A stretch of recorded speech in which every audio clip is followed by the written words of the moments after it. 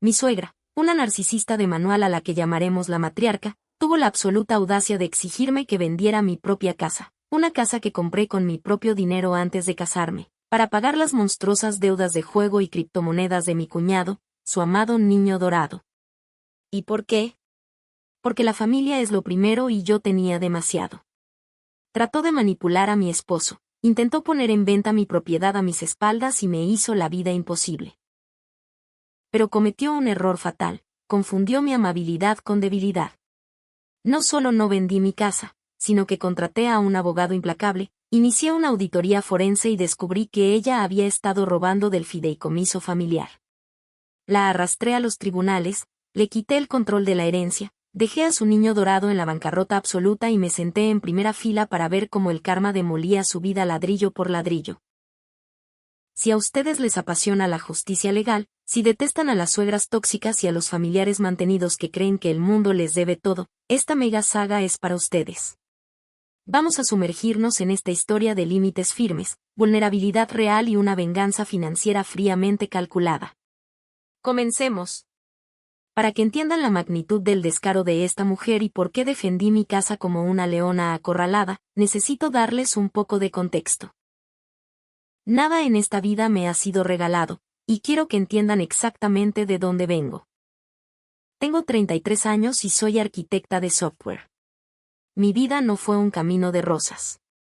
Crecí en un hogar de clase trabajadora donde el dinero siempre era un problema. Mis padres hacían lo que podían, pero desde los 16 años supe que si quería algo, iba a tener que sudar sangre para conseguirlo. Trabajé en cafeterías, limpié oficinas, di tutorías, y me endeudé hasta el cuello con préstamos estudiantiles para poder ir a la universidad. Durante mis 20s, mientras mis amigas viajaban por Europa o salían de fiesta todos los fines de semana, yo trabajaba 60 horas a la semana y vivía comiendo fideos instantáneos en un apartamento del tamaño de una caja de zapatos. Todo ese sacrificio tuvo un propósito. A los 28 años, logré pagar mi deuda estudiantil y dar el pago inicial para la casa de mis sueños. No es una mansión en Beverly Hills, pero es una hermosa propiedad de 3 habitaciones en un vecindario tranquilo, con un jardín grande donde cultivo mis propias verduras y un estudio bañado de luz natural. Esa casa es mi santuario. Es la manifestación física de mi independencia y de cada lágrima que derramé trabajando. La escritura está a mi nombre, y solo a mi nombre. Un año después de comprar mi casa, conocí a Mark. Mark, ahora de 35 años, es un hombre maravilloso. Es ingeniero civil, amable, divertido y genuinamente una buena persona.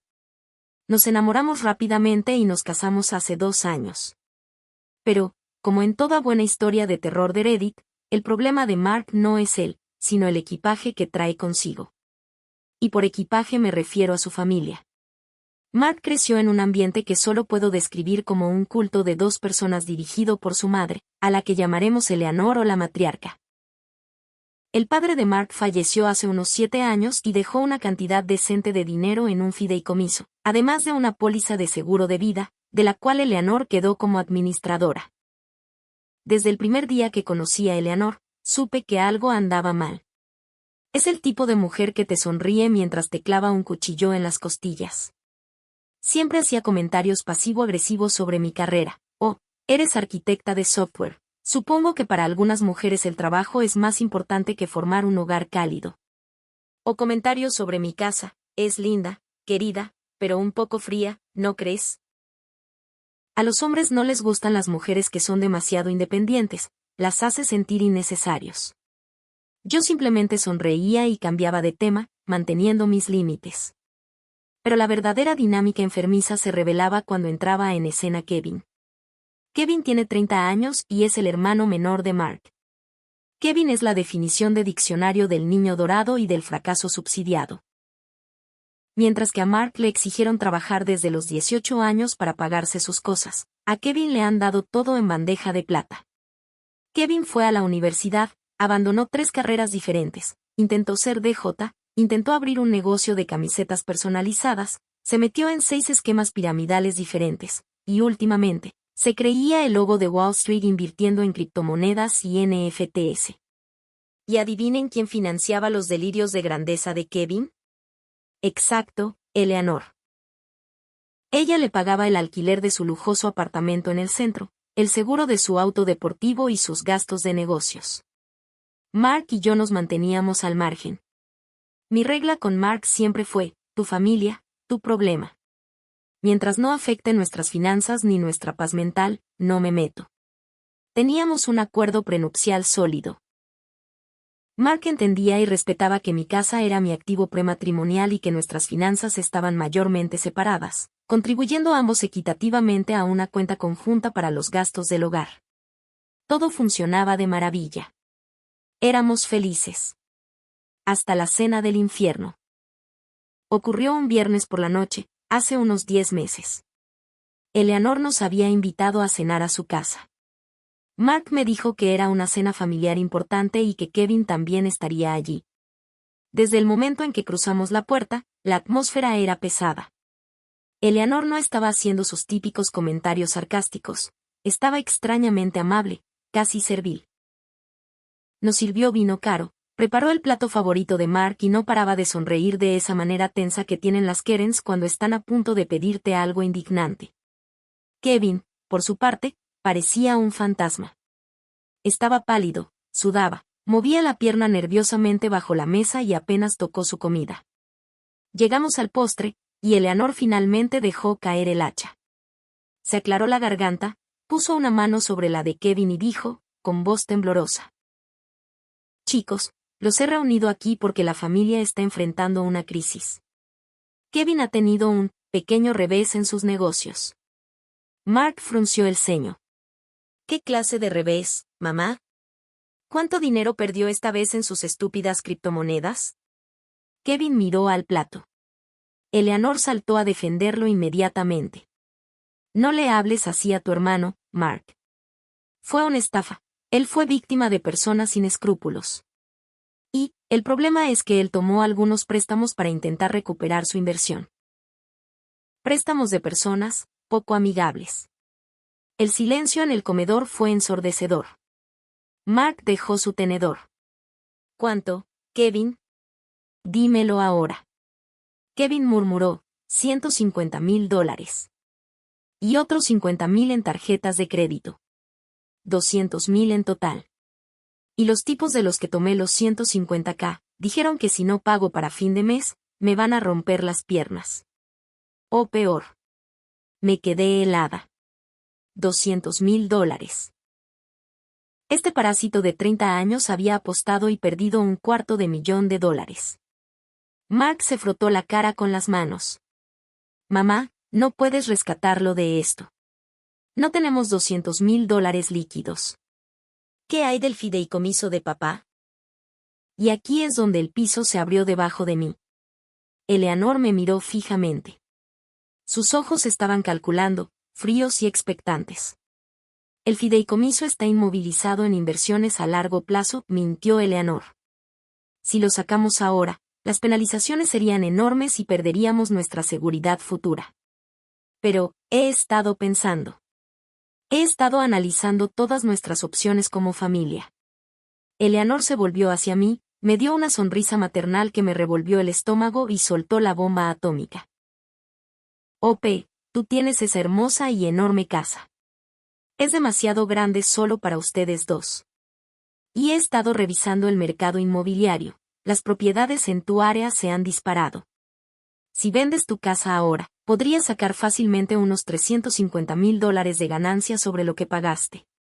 Podrías darle los 200,000 a Kevin para salvarle la vida, y con los 150,000 restantes, tú y Mark pueden dar un pago inicial para una casa más modesta.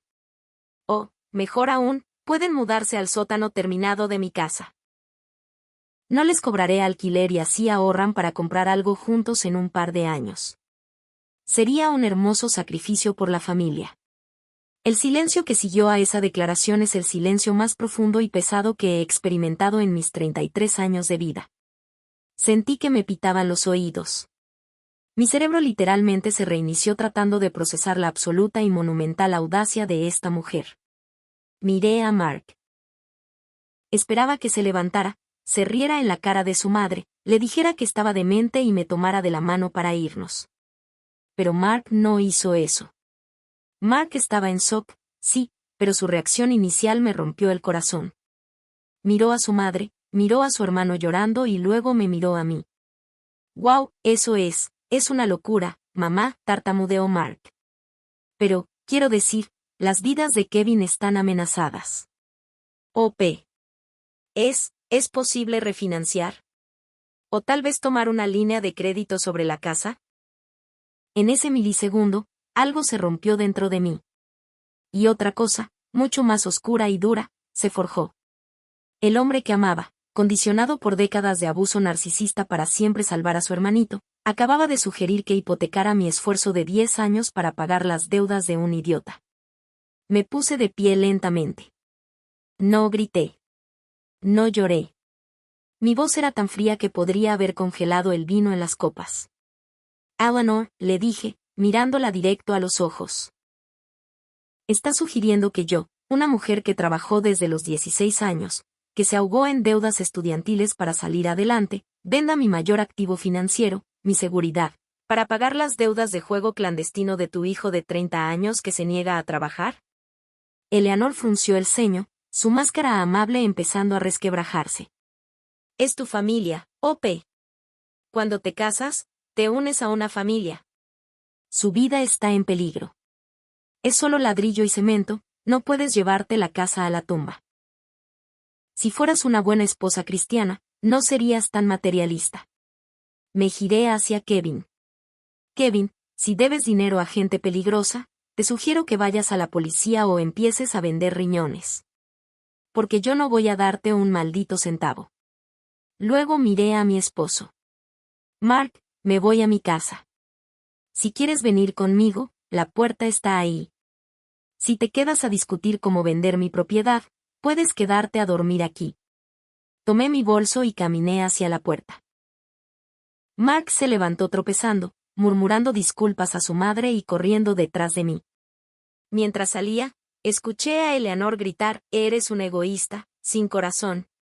Si le pasa algo a mi hijo, la sangre estará en tus manos». El viaje de regreso a casa fue un silencio tenso. Llegamos a casa y la bomba explotó en nuestra sala de estar. Les seré honesta, chicos. Esta es la parte de la historia que más duele recordar. En las historias de venganza de Internet, a menudo saltamos a la parte donde somos rudos e intocables, pero quiero ser vulnerable con ustedes. Estuve a punto de perder mi matrimonio y sentí un terror profundo de que el hombre en el que confiaba me fuera a traicionar. Mark empezó a pasearse por la sala, jalándose el cabello. «OP, tienes que entenderlos. Kevin está en problemas reales con la mafia o lo que sea. Se van a lastimar». Lo interrumpí. «¿Y qué tiene que ver eso conmigo, Mark? Esa es mi casa». «¿Mi casa? ¿Cómo pudiste siquiera dudar en esa mesa? ¿Cómo pudiste sugerir que me endeudara por él?» Mark me miró con ojos llenos de pánico. «Es mi hermano, OP. Si lo matan, nunca me lo perdonaría. No te estoy pidiendo que la vendas, pero tal vez podríamos sacar un préstamo con la casa como garantía. Lo pagaremos juntos. Yo tomaré un segundo trabajo». Sentí que el mundo giraba. La manipulación de Eleanor estaba tan profundamente arraigada en el cerebro de Mark que él estaba dispuesto a sacrificar nuestra seguridad financiera, nuestra futura familia, todo, por su hermano parásito. Lloré. Lloré de pura frustración e ira. «Mark», le dije, con la voz quebrada. «Ese hombre tiene 30 años. Se metió en esto solo. Si sacamos un préstamo de $200,000, estaremos pagando la estupidez de Kevin durante los próximos 15 años. No podríamos tener hijos. No podríamos viajar. Viviríamos para trabajar y pagar su deuda. ¿Y qué pasa cuando lo vuelva a hacer en 2 años? ¿Venderemos mis órganos?» Mark se sentó en el sofá, ocultando su rostro. «Mi madre tiene razón, a veces eres muy fría. Solo piensas en el dinero». Esa frase. Esa maldita frase fue la gota que derramó el vaso. Fui al armario del pasillo, saqué una maleta de lona y la tiré frente a él. «Mark», dije, mi tono cambiando de triste a implacable. «Te amo, pero no me voy a ahogar contigo. Si tú crees que soy fría por proteger mi futuro de tu familia tóxica, entonces tienes la mente envenenada. Te doy una opción, y solo una. Mañana a primera hora, llamas a un terapeuta especializado en narcisismo familiar y traumas de apego. Vas a terapia. Cortas todo contacto financiero con tu madre y tu hermano. O empacas esta maleta, te vas a vivir al sótano de tu madre, y mi abogado te enviará los papeles del divorcio el lunes. Mark levantó la vista, sorprendido. Nunca le había dado un ultimátum en nuestra relación. Vio en mis ojos que hablaba absoluta y mortalmente en serio. No iba a ceder ni un milímetro. Mi casa, mis reglas, mi futuro. Esa noche, Mark durmió en la habitación de invitados. A la mañana siguiente, me desperté y lo encontré en la cocina. Tenía ojeras oscuras y una taza de café en la mano. Me miró, con los ojos llenos de lágrimas reales. Llamé a un terapeuta, me dijo con voz ronca. Tenías razón. Todo lo que dijiste es verdad. Estoy aterrorizado por Kevin, pero no puedo destruir mi matrimonio y tu vida para salvarlo de las consecuencias de sus propias acciones. Lo siento, O.P. Fui un cobarde. Por favor, no me dejes. Lo abracé. Lloramos juntos. Ese fue el comienzo del despertar de Mark. Salir de la niebla manipuladora de su madre iba a tomar tiempo, pero había dado el primer paso.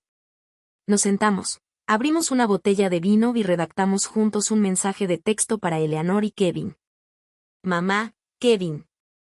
Sentimos mucho la situación en la que Kevin se ha metido.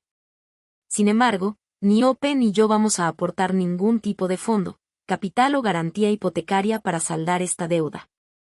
No venderemos la casa ni tomaremos préstamos. Le sugerimos que Kevin contrate a un abogado o contacte a la policía si está siendo amenazado. Por favor, respeten nuestra decisión como familia. No responderemos a más solicitudes de dinero. Mark y O.P. Apretamos el botón de enviar. Y la guerra comenzó. Como era de esperarse, la reacción de Eleanor no fue pedir disculpas ni aceptar nuestros límites. Su reacción fue desencadenar una campaña de terror y acoso psicológico que habría vuelto loca a cualquier persona normal.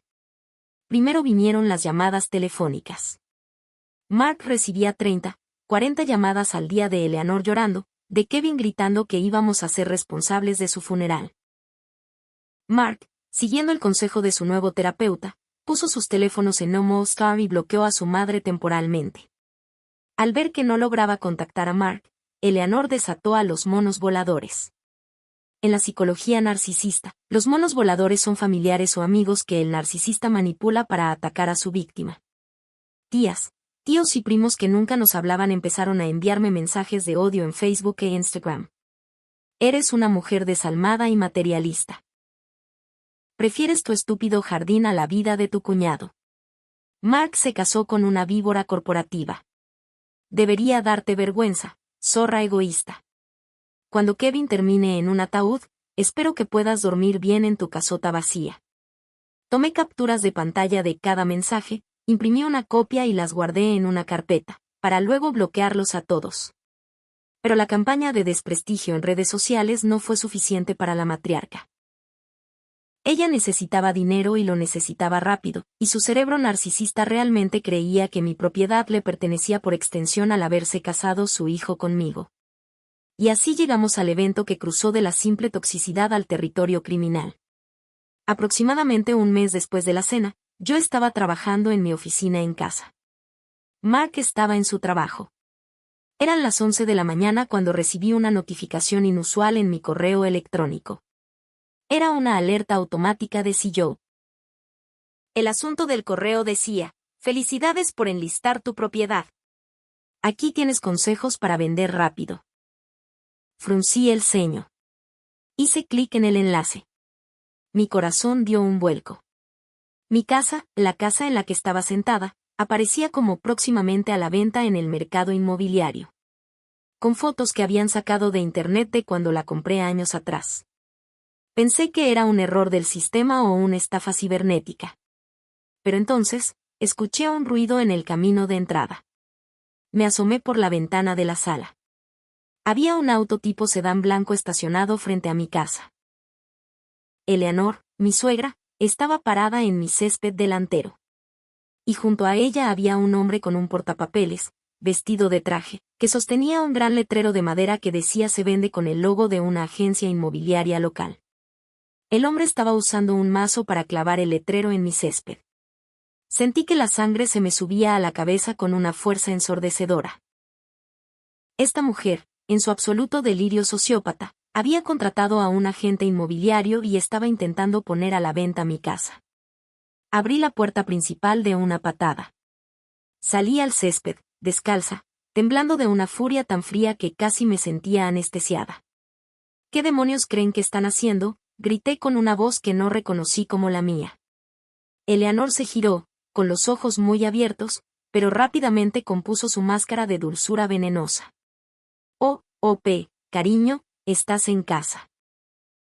Pensé que habías ido a la oficina hoy. Verás, como tú y Mark estaban siendo tan tercos y reacios, tomé la iniciativa como madre. Este es el señor Higgins.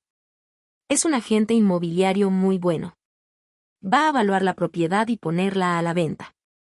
Encontró compradores en efectivo que cerrarán en 2 semanas. El agente inmobiliario, el señor Higgins, me miró confundido. Disculpe, la señora. Eleanor me dijo que ustedes estaban pasando por una crisis familiar y me dio autorización para listar la casa, ya que ella figuraba como copropietaria en nombre de su hijo. Esta casa está exclusivamente a mi nombre, le rugí a la gente. No soy copropietaria con nadie.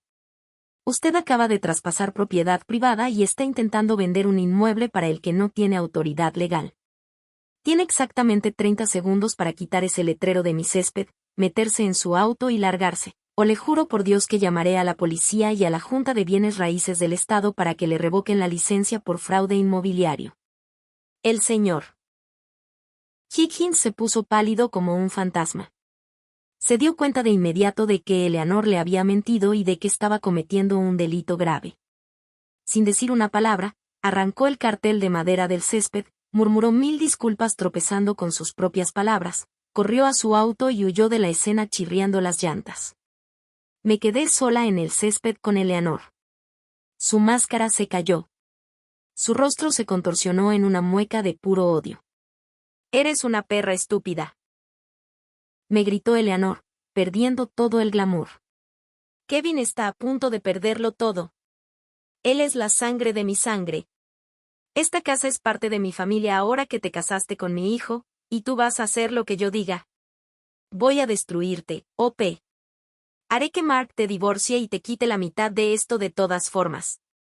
Saqué mi teléfono del bolsillo de mis pantalones de pijama y marqué el 911 frente a su cara.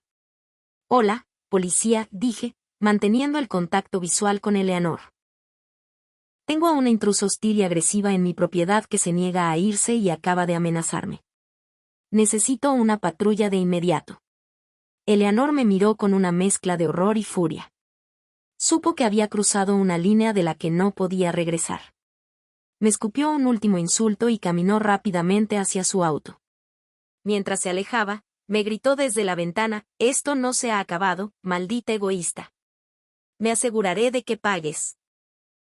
Entré a la casa, cerré la puerta con seguro, me deslicé por la puerta hasta el suelo y temblé durante 10 minutos. Cuando la policía llegó, levanté un reporte formal por allanamiento e intento de fraude. Les di el nombre de la agencia inmobiliaria y el nombre de mi suegra.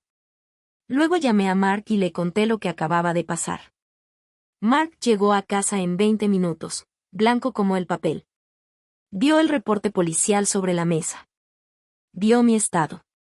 Y finalmente, la última venda que tenía en los ojos respecto a su madre se cayó por completo. Esa noche, no hubo discusiones. Mark se sentó a mi lado, me tomó la mano y me dijo: «Es un monstruo. Casi te vuelve loca a ti, intentó robar tu casa y casi le cuesta la licencia a un inocente.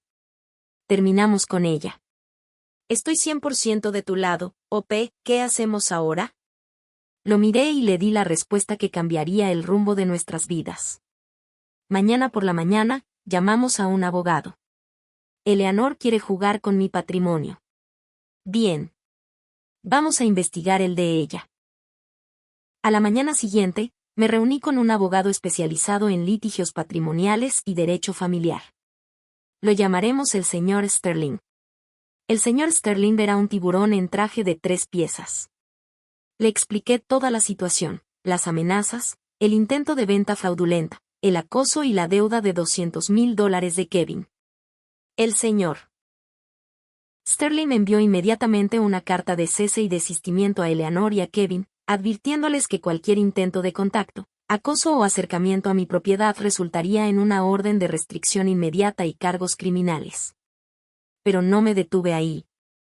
Aquí es donde mi mente analítica de ingeniera de software entró a jugar, y donde la venganza se volvió verdaderamente exquisita.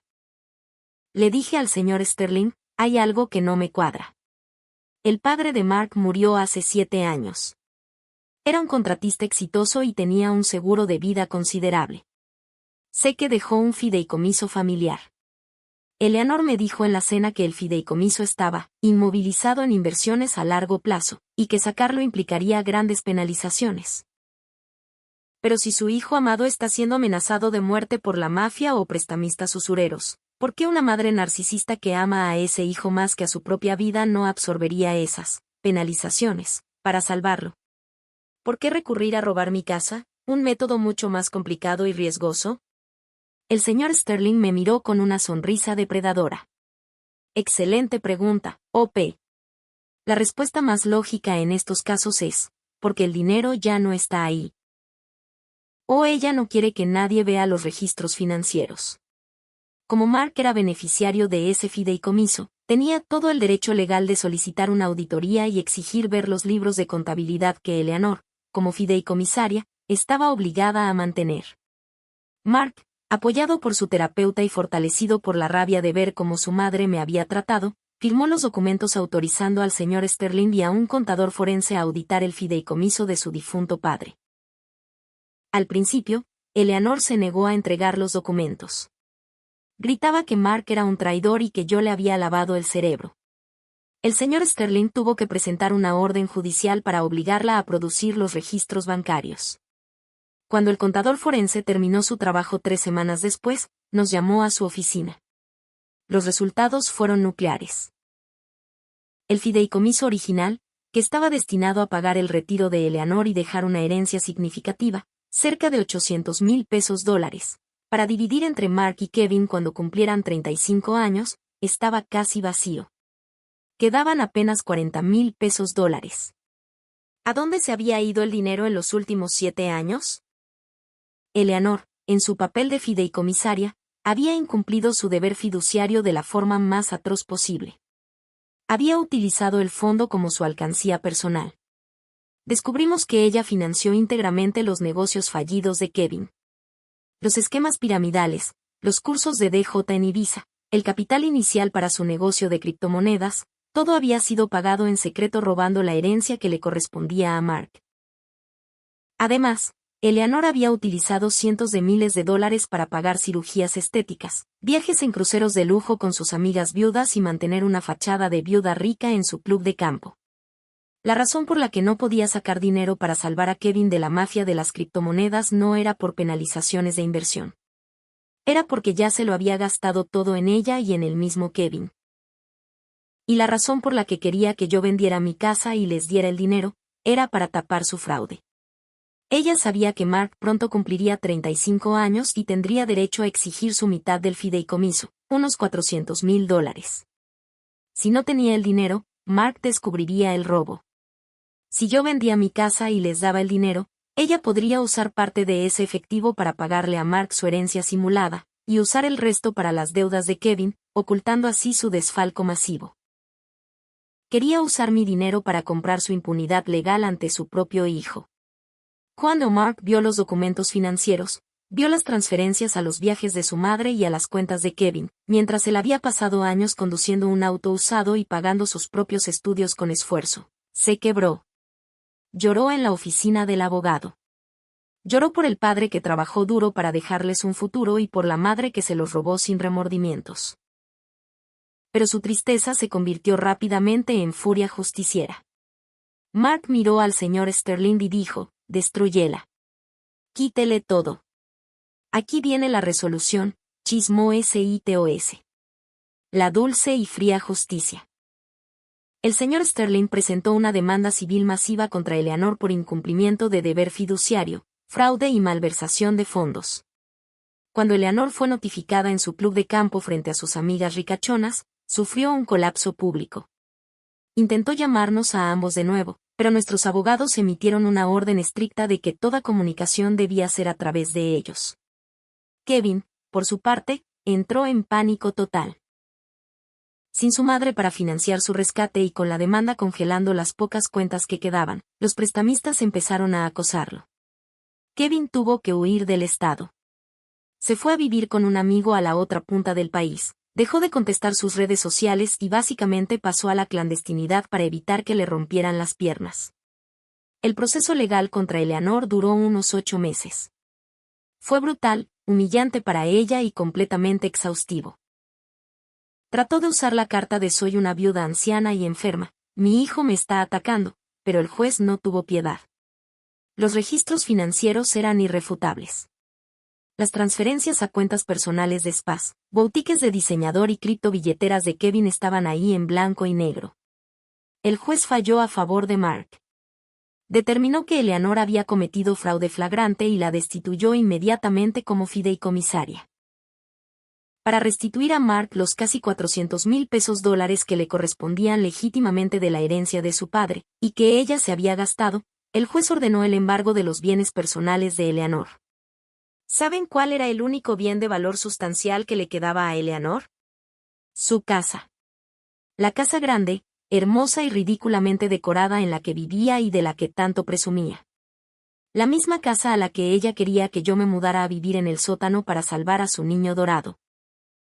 Por orden judicial, Eleanor fue obligada a vender su casa para liquidar la deuda del fallo contra ella a favor de Mark. Recuerdo el día que se finalizó la venta.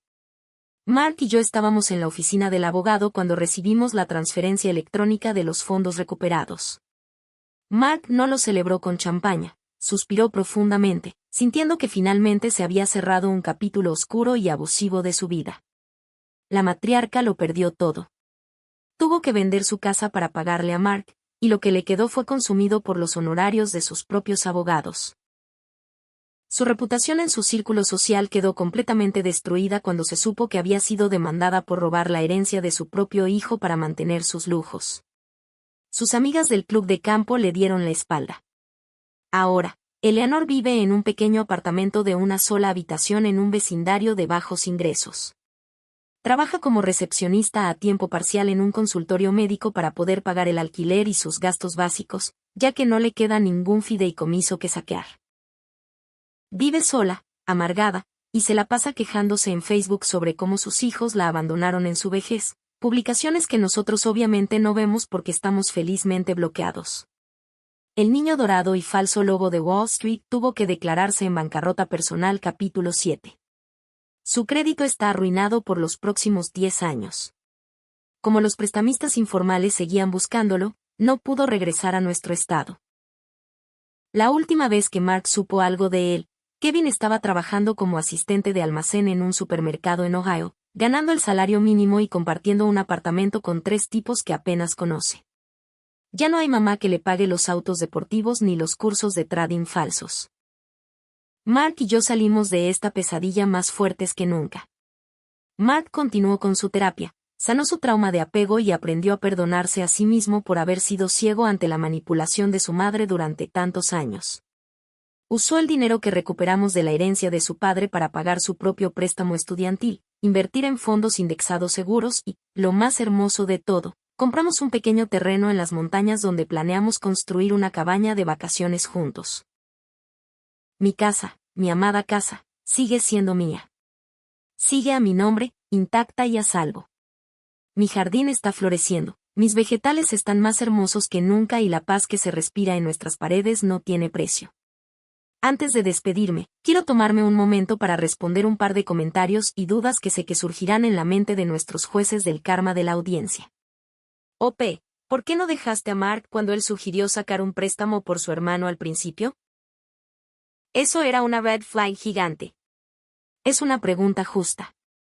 La verdad es que estuve a 1 milímetro de dejarlo. Tenía la maleta hecha. Pero Mark no actuó por malicia hacia mí, actuó por condicionamiento. Las víctimas de padres narcisistas están programadas desde la infancia con el botón del pánico del miedo, la obligación y la culpa. Él estaba en pánico genuino pensando que iban a matar a su hermano. Lo que me hizo quedarme fue su reacción a mi ultimátum. No discutió, no se puso a la defensiva, agachó la cabeza, fue a terapia inmediatamente y se puso de mi lado contra su madre. El crecimiento real requiere paciencia, y él demostró que valía la pena el esfuerzo. Hoy es mi mayor defensor. ¿Acaso la policía inmobiliaria no hizo nada contra el agente que plantó el letrero en tu jardín? Oh, sí lo hicieron. Mi abogado presentó una queja formal ante la Junta de Licencias de Bienes Raíces del Estado. El señor Higgins alegó ignorancia y dijo que Eleanor le había falsificado un poder notarial. Fue investigado, multado severamente por no verificar los registros de propiedad del condado adecuadamente antes de poner un letrero, y Eleanor casi enfrenta cargos criminales por falsificación de documentos, aunque la fiscalía decidió no avanzar debido a la demanda civil que ya le estaba quitando todo su patrimonio. Bueno, familia, hasta aquí llega esta mega saga. Si hay una lección que quiero que se lleven de esta historia es que los límites financieros en las relaciones son fundamentales. El amor no significa fusionar tu vida hasta el punto de perder tu identidad y tu seguridad. Protejan su patrimonio, hablen de dinero abiertamente antes de casarse y nunca permitan que la palabra familia sea utilizada como un arma de extorsión. A veces, la mejor manera de ayudar a las personas tóxicas no es dándoles tu dinero, sino dándoles un golpe de realidad legal. Muchas gracias por acompañarme durante este viaje tan largo. Si les gustó la historia, no olviden darle me gusta al video, suscribirse para más tazas de té hirviendo y dejarme en los comentarios qué habrían hecho ustedes en el lugar de Mark o en mi lugar en esa famosa cena del infierno. Los leo a todos. Cuídense mucho, protejan su paz mental y recuerden, el karma es paciente, pero nunca olvida. Hasta la próxima.